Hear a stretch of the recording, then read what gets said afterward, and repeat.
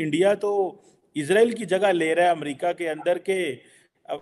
हम कभी सुनते थे कि जिस दिन अमेरिका इसराइल के लिए एड अप्रूव करता है उसी दिन कांग्रेस जो है वो ओके करती है और उसी दिन जो है वो शिफ्ट हो जाता है पैसा। तो ना तो जो बाइडन इस पोजीशन में है कि वो इंडिया को थ्रेट कर सके, ना बेन कार्डन इस पोजीशन में है कि वो थ्रेट कर सके।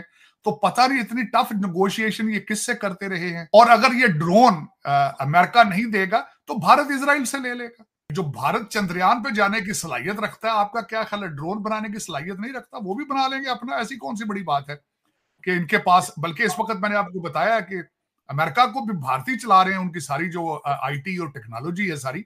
अगर आप कभी गौर फरमाए नासा के ऊपर, तो नासा के अंदर सब के सब भारतीय निजात इंजीनियर है उनके पास। खुशकिस्मती है ये भारत की, मैं समझता हूं उनकी बहुत बड़ी खुशकिस्मती तो नहीं मैं कहूंगा, उनका बहुत बड़ा हार्ड वर्क है।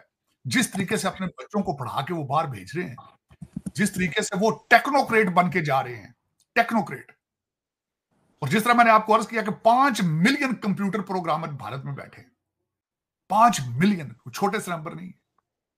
तो चीमा साहब ये फिर इस तरह तो नहीं होता ना, इनके बस की बात नहीं है। अब ये जब तक अपनी इनोवेशन पे अपने बच्चों को बढ़ाने का नहीं सोचेंगे, ये दोबारा रिवाइव नहीं कर पाएंगे। इस वक्त America is going through the toughest time of the history, political unstability. और सबसे बड़ी बात यह है कि मायूसी, ना लोग मायूस हो चुके हैं, लोग मायूस हो चुके हैं। लेकिन तार साहब, आप मायूसी की बात करते हैं, दुनिया सारी जो है वो लांचा दे दे डंकियां ला ला के अमेरिका जाना चाहती है। आप मायूसी की बात कर रहे हैं। इकोनॉमी भी बड़ी वो है, डिफेंस में भी हम कहते हैं कि जो 3 पावर के चेस बोर्ड होते हैं, ठीक है जी, एक आपका डिफेंस है, एक इकोनॉमी है, एक पॉलिटिक्स है। जो डिफेंस का है ये बेसिकली प्रोफेसर जोसेफ नाय, जो बेसिकली जो कॉन्सेप्ट पावर का जिसने उसके ऊपर बड़ी उसने बुक्स लिखी हुई है, future of power and so, वो कहते हैं जी डिफेंस में आप देखिए अमेरिका कहाँ खड़ा है, 800 अरब डॉलर, कोई मुकाबला ही नहीं है दुनिया में किसी मुल्क का।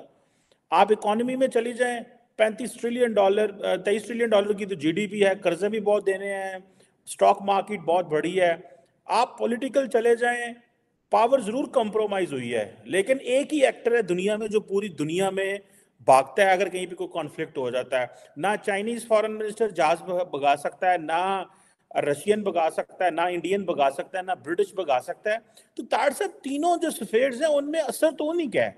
आप ये जो पर्सपेक्टिव दे रहे हैं, आपको नहीं लगता कि ये एक पेसिमिस्टिक पर्सपेक्टिव है, लुकिंग द अमेरिकन पावर? इसको आप कैसे करेंगे सर? शिवा साहब, मैं आपकी बिल्कुल बात ठीक है, लेकिन आज से 20 साल पहले तक बिल्कुल ऐसा ही था। अमेरिकन जो प्रेसिडेंट होता था वो डेकोरेटेड होता था। लफ्ज डेकोरेटेड इसलिए इस्तेमाल किया जाता था कि उसने किसी न किसी कॉन्फ्लिक्ट में खुद हिस्सा लिया होता था। जॉर्ज बुश सीनियर जो था वो आखिरी प्रेसिडेंट था जिसने कॉन्फ्लिक्ट के अंदर हिस्सा लिया था, अपना पेट्रियटिज्म जो है प्रूव किया था उसने। उसके बाद ये रस्म टूट गई थी। उसके बाद बिल क्लिंटन साहब आए, मोरालिटी के जनाजे निकले उनके व्हाइट हाउस के दौर के अंदर। फिर उसके बाद करप्शन के हालात ये हैं। मैं आज आपसे ये सवाल करना चाहता हूं, इन्होंने हर जंग हारी है दुनिया के अंदर, कोई जंग एक बता दीजिए उन्होंने जीती हो। अब मैं 8 ट्रिलियन डॉलर इन्होंने फेंका है 3 मुल्कों के अंदर।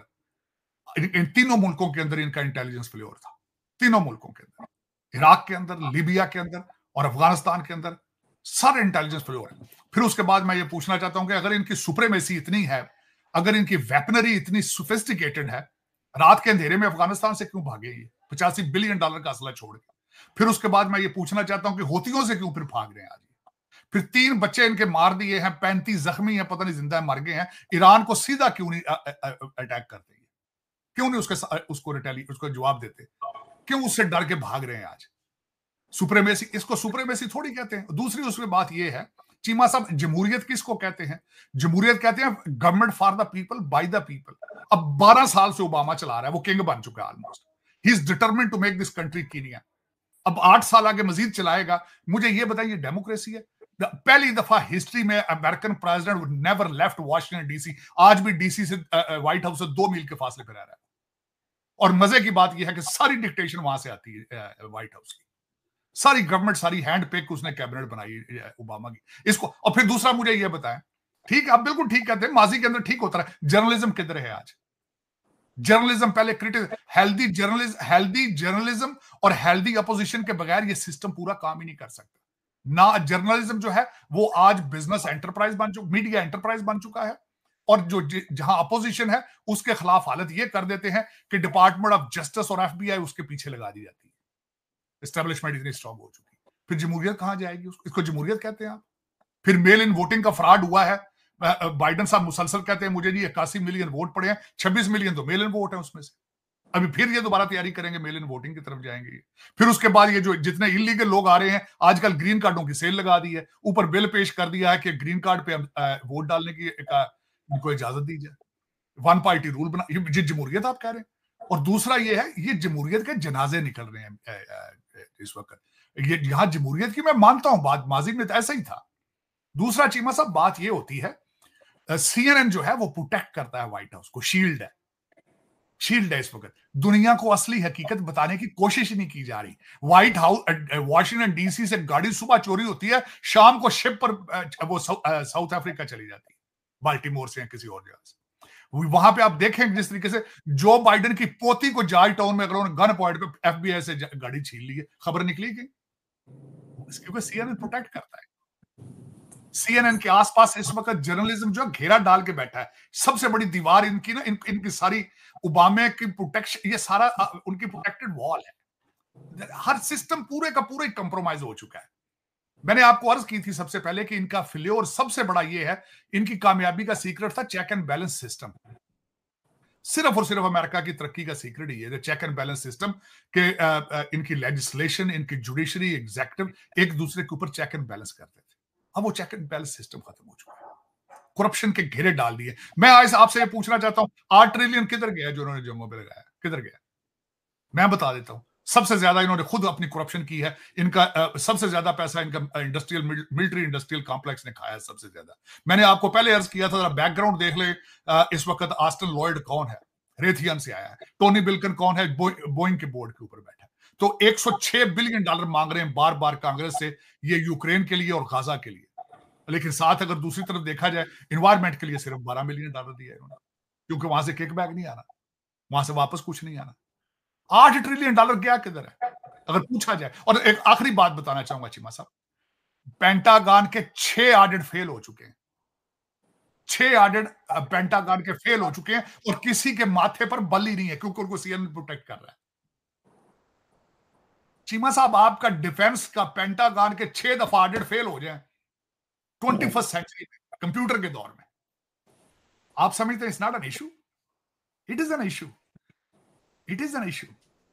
और दूसरा, भारतीय नौसेना हिंद महासागर में इस समय समुद्री लुटेरों का काल बनी हुई है। बुधवार को सोमाली डाकुओं की ओर से हाईजैक किए गए एक मछली पकड़ने वाले जहाज का रेस्क्यू किया गया। यह जहाज ईरान के झंडे वाला है, जिस पर 19 पाकिस्तानी चालक दल सवार थे। इंडियन नेवी की ओर से जहाज के बचाव का वीडियो शेयर किया गया। वीडियो में पाकिस्तानी ईरानी क्रू ने आभार प्रकट किया है। इसके अलावा बताया जा रहा है कि कैसे भारतीय नौसेना को देखकर समुद्री लुटेरों ने अपने हथियार फेंक दिए। इन्होंने बताया कि भारतीय नौसेना को देखकर सोमाली डाकू डर गए। नेवी ने एक्स पर लिखा, हिंद महासागर क्षेत्र में तैनात भारतीय नौसेना के युद्धपोत सभी समुद्री खतरों के खिलाफ सुरक्षा सुनिश्चित कर रहे हैं। हमारे समुद्र को सभी राष्ट्रीयताओं के नाविकों के लिए सुरक्षित बना रहे हैं। भारतीय युद्धपोत INS सुमित्रा ने सोमवार देर रात सोमालिया के पूर्वी तट पर अपहरित मछली पकड़ने वाले जहाज अल नईमी और उसके 19 सदस्यीय पाकिस्तानी चालक दल को बचाया। 36 घंटे के अंदर इस तरह की दूसरी डकैती विफल रही। भारतीय नौसेना ने सेशल्स और